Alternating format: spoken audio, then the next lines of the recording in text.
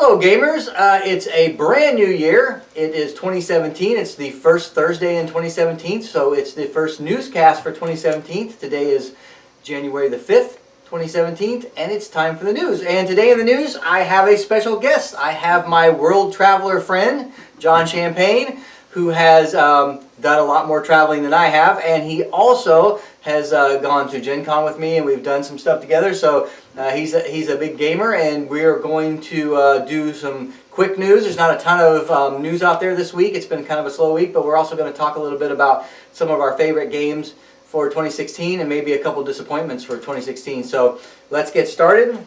The first thing I want to talk about is Gencon. The pre-registration for Gencon is coming up. It's going to be Gencon's 50th anniversary. That's pretty amazing. 50 years of Gencon. It's grown, huge over the last few years, and it's really big now, and it's going to kind of be their gold anniversary. And I think from what I've seen from the website, everything's kind of laden in gold. So I think it's going to be a pretty cool year.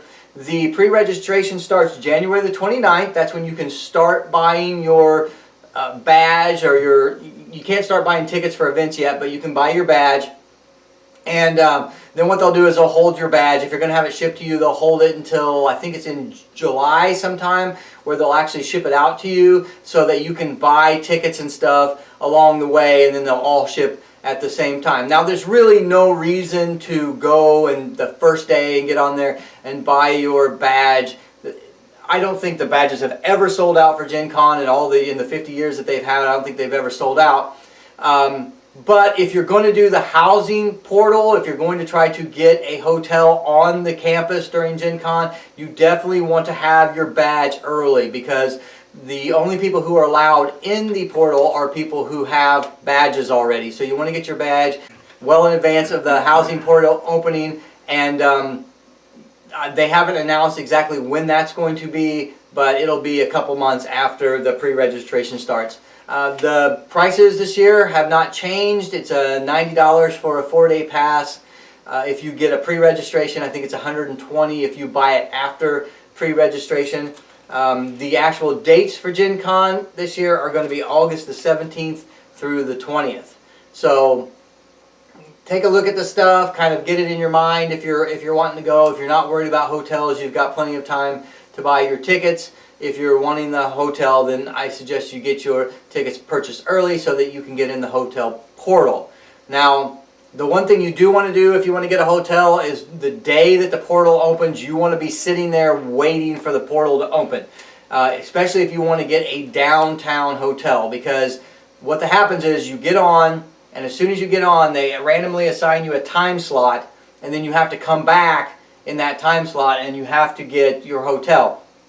So you want to get on there immediately upon an opening, get a time slot. Last year I got a time slot. It was an hour after it opened. I was able to get in an hour after it opened. I was able to get a downtown hotel. If you wait too long, they're all going to be sold out. The one thing at Gencon that is the one thing that will sell out, other than games that are limited, are the hotels. And so if you really want to stay and get that downtown stay experience, then by all means make sure you get there early on portal opening day and make sure you get your time slot. We stayed downtown last year and it was really fun. It was a really fun experience. I'm glad I did it, but to be honest with you, I'm planning on not staying downtown this year. I have family in the area, and one of the enjoyments for me is after Gencon going back and playing board games with my nieces who live right outside of Indianapolis. And so I'm actually going to hopefully be staying with them and going to Gencon during the day and then coming back and playing board games with them in the evening. So 2 years ago, I stayed at a Motel 6 and then just Ubered to the convention center, and it was like a 12-minute drive, and it worked out really great, and it was $60 a night or something like that at the Motel 6, and our room was $1,000, I think, where we stayed right in the convention center. So that's another option if you don't have family in the neighborhood, is to just stay at a cheaper motel a little bit away from the convention center and then kind of Uber or drive in. Yeah, one of the other problems with Gencon, other than the availability of motels, is the availability of parking. So one of the things you can do if you're, let's say you're just going down there for a day and you're not even planning on staying all night, is park your car at a Walmart. You know, in the Indianapolis, Avon, area around there, and then just have an Uber pick you up at Walmart, take you to the convention, and then have an Uber pick you up and take you back to your car when you're done. It's going to save you a whole lot of headache, and you don't have to worry about trying to park downtown, because most of the parking downtown during Gencon is reserved for people who have hotel rooms there. So it is a tougher thing to be able to park down there. So John's right. Uber is a great thing to use when you're trying to get around the Gencon circuit, and it is much cheaper to stay off-site than it is to stay on-site. The big advantages of on-site, I believe, is that it's kind of nice to have your own personal washroom right there on-site. It's nice to be able to drop games off at your room instead of having to, if you buy kind of like a whole load of games, making a trek back to your hotel and then coming back to the convention center. And I guess it's kind of nice that it's a little bit easier that you can kind of head over at 6 a.m. to the convention center, or you can stay out till 2 a.m. and not worry about late night travel. Yeah, if you're old like us, then you'll be asleep by 9, so Right. it won't really matter. So.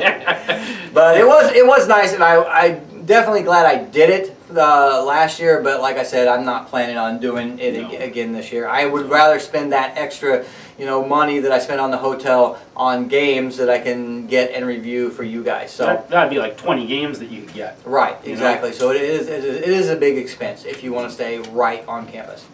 All right, so the next thing I want to talk about today is I want to put out a little bit of moment of silence and reverence for a game designer who passed away recently. His name is Sweigart. He was a designer that did a lot of work with Gale Force 9. He was a designer on Spartacus, Firefly, the game, and Star Trek Ascendancy. Also did some other games. It's we just want to show our respect to one of the designers and say that to his family we're sorry for your loss, and he'll definitely be missed because Spartacus was one of my favorite games, and so he did a good job, and he definitely will be missed. So the next thing is one news thing to announce. Cool Mini or Not has announced a new game that's going to be coming out in April of 2017. It's called Ethnos. It's a card-driven area control game. It's a kind of a fantasy theme where you try to enlist elves and different creatures to try to war against the other people and their list of creatures, and you're trying to take control of these areas. It's a non-mini game, so for Cool Mini or Not, it's in the not category, so it is all card-based. If that sounds like something that's interesting to you, go check it out. It's called Ethnos and will be out in the April 2017 time frame. The last thing on the list before we get into our games of 2016 is just a little bit of Kickstarter news. I want to mention that there is a game company called Crash of Games.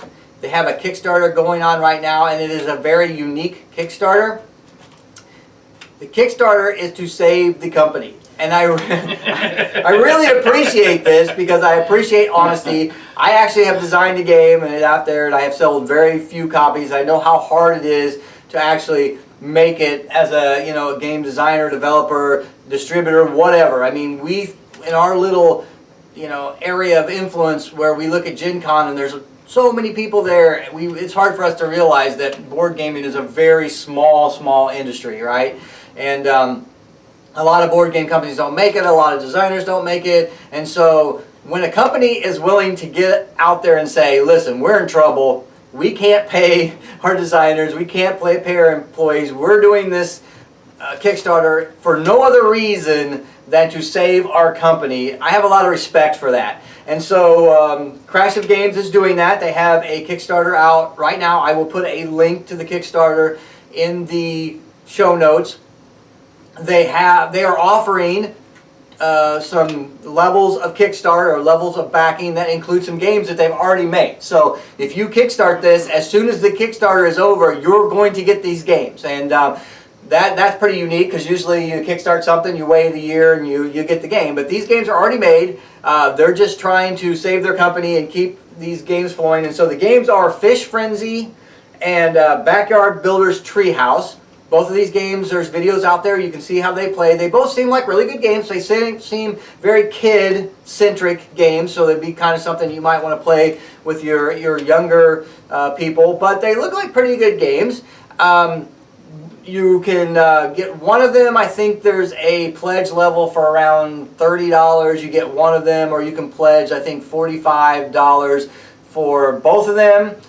They're also asking, they will ship your stuff for free, but they're also asking you to add an extra $5 if you want to help out with shipping. So for $50, you can get two decent games. They would make good presents for younger people. You know, if you wanted to, if you had some nieces, nephews, children in that category, you know, that they would probably make really good games for them. The Treehouse game is a drafting game, and it's been noted as a good drafting game for new drafters. It has a draft mechanic that doesn't lend itself to people getting confused about what they're doing drafting. So because it only has one set of cards, so you draft a card and you pass the cards, and then they draw a card, and then they draft and move it around.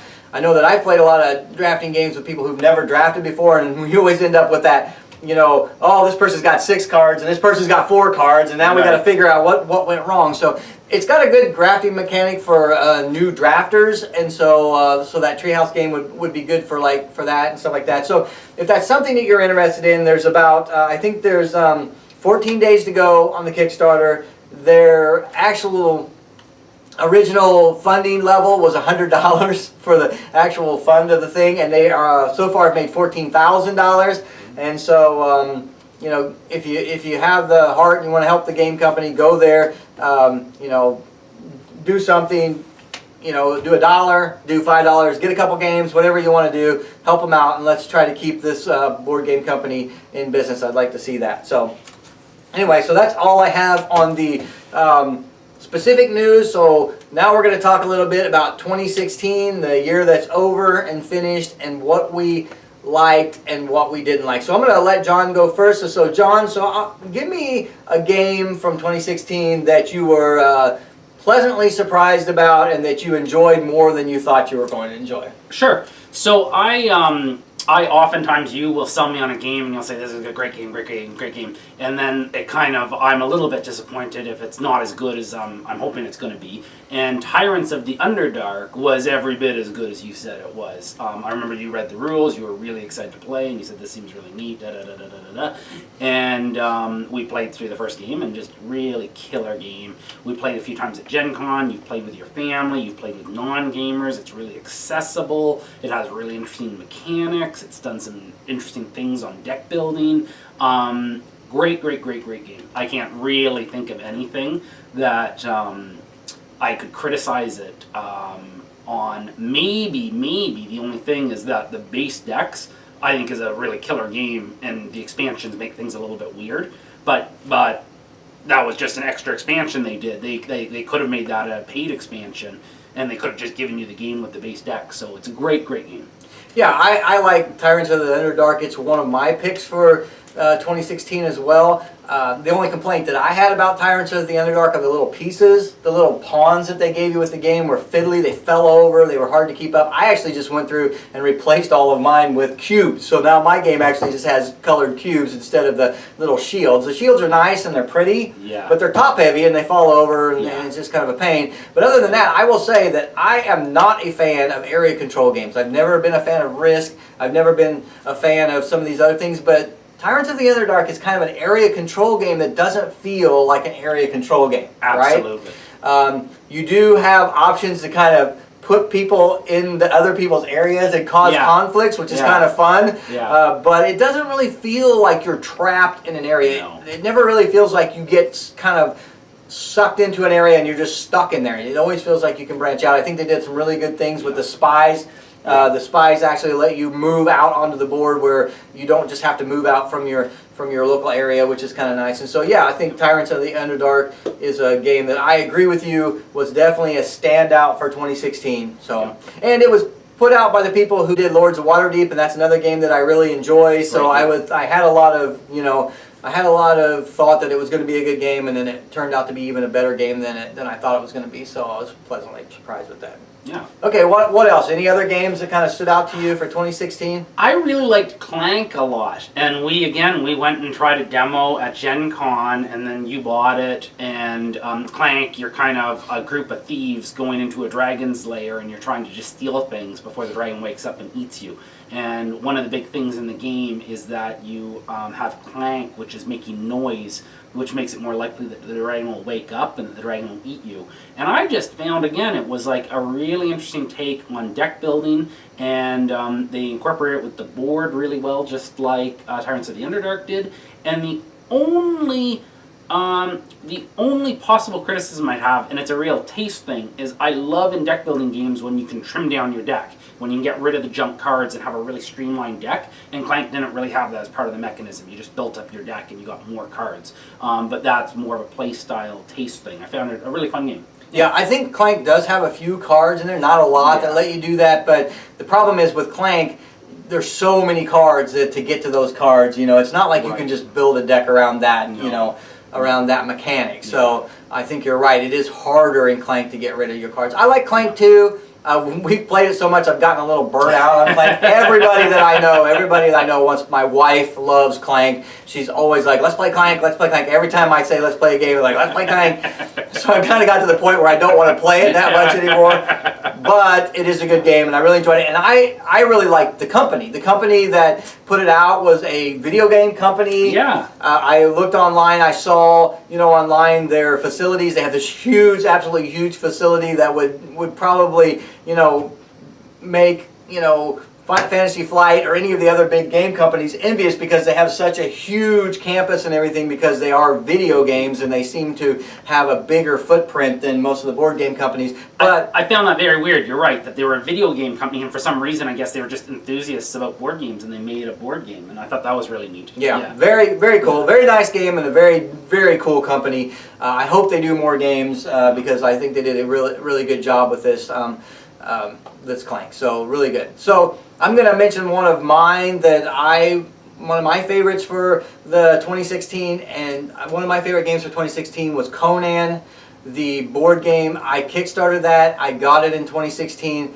It's a very, very fun game. I don't think you've had a chance to play it yet, but I've played it several times with several different people, and everybody that I've played it with has enjoyed it.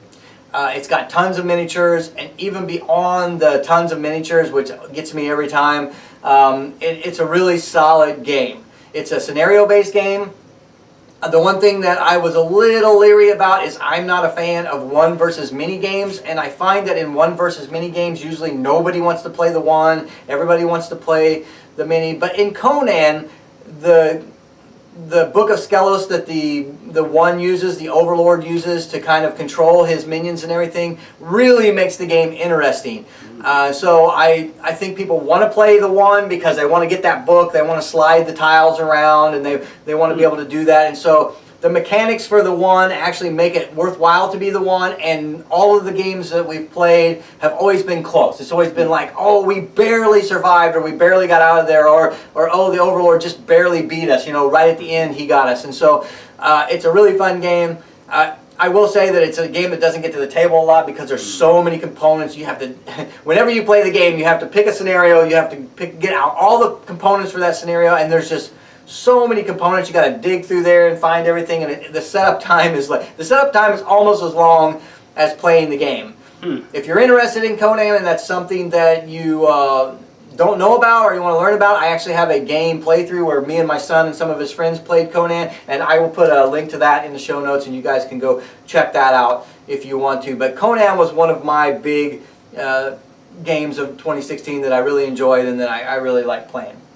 So now let's get to the hard part. Let's talk about a little bit of games that kind of disappointed us for this year. Maybe something we were excited about that didn't really come through for us. So sure. So for me, like a so-so game was probably Star Wars Rebellion, which I'm pretty cheap. It's hard to get me to kind of put down money on a game, especially a game I haven't played and that I don't know that I'm going to love. And I was excited enough about Rebellion and what had come out that I bought it. And I like it. It's a good game. It does some really interesting things kind of when you're trying to like hide the rebel base and then the Imperials are trying to find it. It's a really interesting asymmetry to it. I played the computer game years ago that clearly inspired the board game, and I really liked the computer game, and a lot of computer gamers didn't care for it. So I thought it was really great that the designer tried to get the core of what was interesting about that and put it into a board game. But it is just way too long. It takes forever to play. You just want it to be over kind of when you're 3/4 of the way through a game, which is disappointing. The combat is really fundamentally kind of kludgy, and it's kind of whenever a combat starts, you just, even if you're in a stronger position, you're kind of like, oh great, now we need to work this out. And it, I found the rules somewhat frustrating. If I'm playing my 4th or 5th time a game, I like it to just be smooth, and I know exactly how it works, and I understand it. And I found every game with Rebellion, there were still 1 or 2 things that I wasn't 100% sure how it would work. But in spite of all that, there are some really interesting mechanisms. I really like the hidden base and trying to find it. I really like that the characters kind of had actions and would take actions on the board. And yeah, there's some good stuff there as well. Yeah, I kind of agree with you on that game. I've played that game with you several times. And I like the hidden base mechanic and trying to find the hidden base. But I will say that just about every time I play it, about 3/4 through the game, I'm just like, I just want this game to be over. I'm tired of playing it. I mean, I get tired of playing it. I can see the ending. I know who's going to win this game. It's obvious, and now we have to play through this and play through these battles that are very kludgy. The actual fighting mechanic in the game should be completely stripped out. It's very kludgy. Just say, you have more ships than me, you win that battle. I mean, because that's what's going to happen anyway, but you're going to spend 15 minutes trying to figure out that that's going to happen, even though you know that's going to happen. So, yeah, for me, that game has a lot of fun mechanics in it, but just kind of falls short, in the end with the time and how kludgy the actual battle mechanics are on it. Yeah. For me, I think the biggest disappointment for me this year was Seafall. I purchased Seafall. I was pretty excited about it at Gen Con. I didn't buy it at Gen Con because it was pretty limited, hard to get, and so I didn't get it at Gen Con. I got it fairly soon after Gen Con. I was very excited about it. I contacted a bunch of people, John included, tried to get people to say, hey, let's do a 7 gameplay thing of this, about half of it, and let's see how it is. Can I get some commitment from anybody to play? I could get nobody to commit to play this game 7 times. And so it still sits in the box. It's never, I've opened it, I've read the rules, I know how to play, but I fear that I will never play this game, all right? It's just hard to get to somebody to commit to playing a game over and over, at least in my group. Maybe there's other groups where people can do it, but I can't get anybody to commit to play, so I'm probably never going to play it, so it's a little disappointing. Maybe it's a good game, maybe there's a good game hidden in there, but just the commitment of trying to get somebody to play it several times in a row has just been too much. I know that the predecessors to it have done well, Risk Legacy and Pandemic Legacy, but maybe it's because people know those games and they're like, oh yeah, I'll commit to playing Pandemic 7, 12 times, whatever, because I played the base game and I know what it is and I know what I'm getting yourself into. But when you come up with a game like, hey, you want to play this Seafall 14 times in a row, people are they just don't want to do it. They don't know the game, they don't know what they're in for, and it's hard to get them to commit. So that was kind of probably the most disappointing game for me for 2016 was Seafall. So.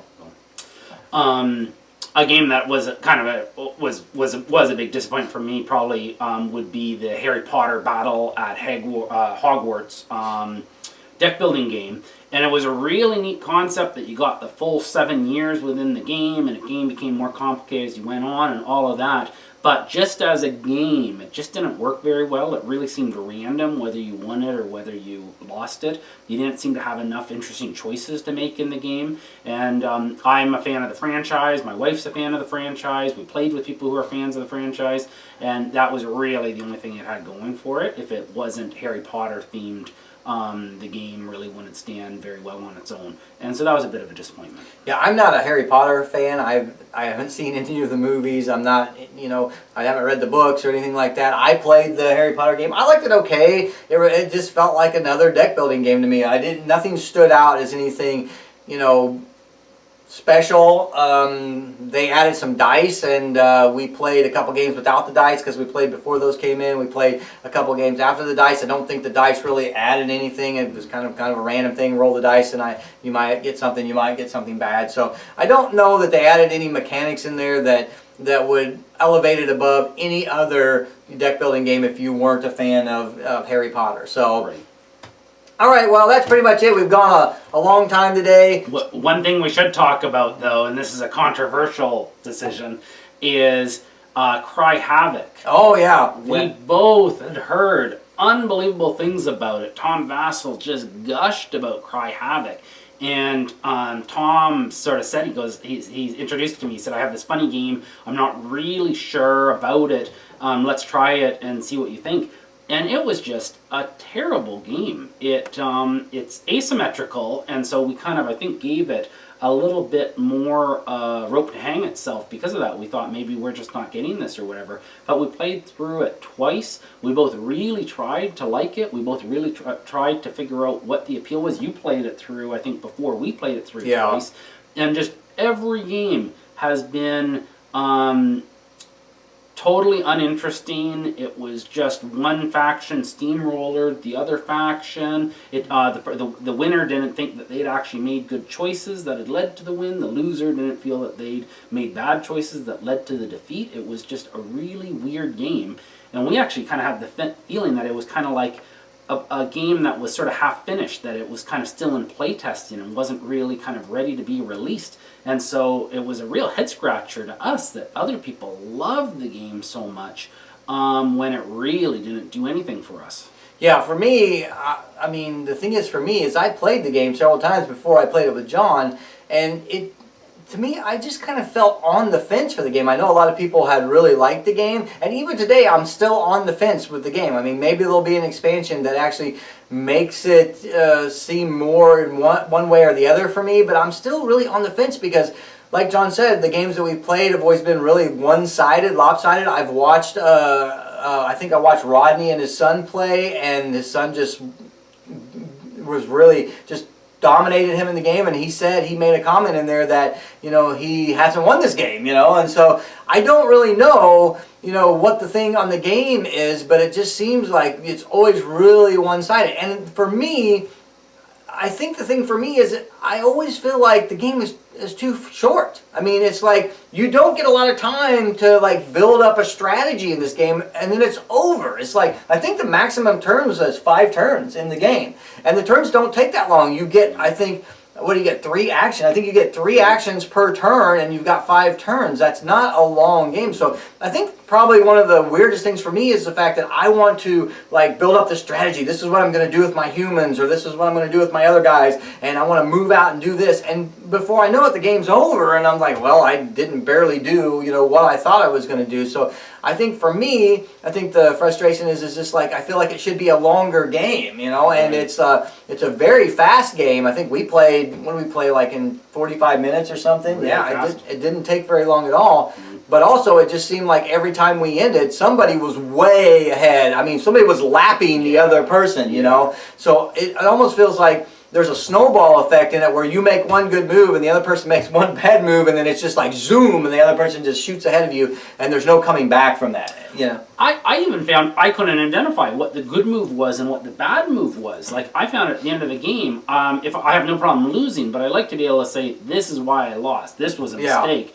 And with that, I really had trouble identifying what the winner's good move was or what the loser's bad move was. Yeah, I agree. I mean, the thing is, it's just kind of a weird game for me. I mean, I usually, when I play a game, I like this game or I don't like this game. But this is one of those games where I'm on the fence. I can't tell whether I like it or whether I dislike it. At first, I thought I was doing something wrong, but we've played it several times, and I think we're doing everything right. It just seems like maybe it might be a little unbalanced on the, factions. I mean, even a rock, paper, scissors thing, it doesn't seem like that, because it's these factions have, destroyed this faction several times. So, and this, I've played 2 different factions. I've played the humans and the mechs, the red faction, and you've played the acolytes, the blue blue faction, yeah. and the blue faction just seems like it can't do anything right, no matter who it plays against. So I don't know. I'm really on the fence. Maybe I'm not giving up on the game, but I would like to maybe watch some videos where people with the acolytes actually win and see see what they're doing, I know that John's played the acolytes and then he went home and he researched the acolytes and he thought about it and came back and played again, and it didn't help. So but the one thing I will say about Cry Havoc is it does have a really unique battle mechanic. Great battle mechanic. Yeah, the mechanic where you actually fight, where you have to put your people in these different areas, and then they go in order, and so depending on where you put them, that's really a really cool mechanic, and we both really like that. But you got to have a little bit of like, hey, we're gonna play, and I might win or you might win. When you can't. I mean, you kind of want that in a game.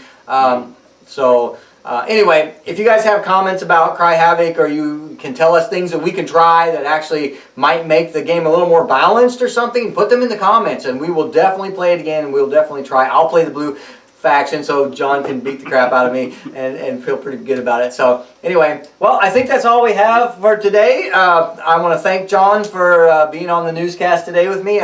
He helped me to make it probably one of the longest newscasts we've ever done. So you can say in the comments whether you want John to come back or not. Maybe you want a shorter newscast. But anyway, it's been fun, and 2016 was a great year for games. I played a lot of fun games in 2016, and I'm looking forward to a lot of fun games in 2017. Hopefully, I'll see some of you guys at Gencon. If you want to get together and game at Gencon, also, at some point throughout the year, put a thing in the show notes saying you want to get together at Gencon. We'll try to get together and play a game. Other than that, have a good 2017. It's going to be a great year. And until I see you again, happy gaming.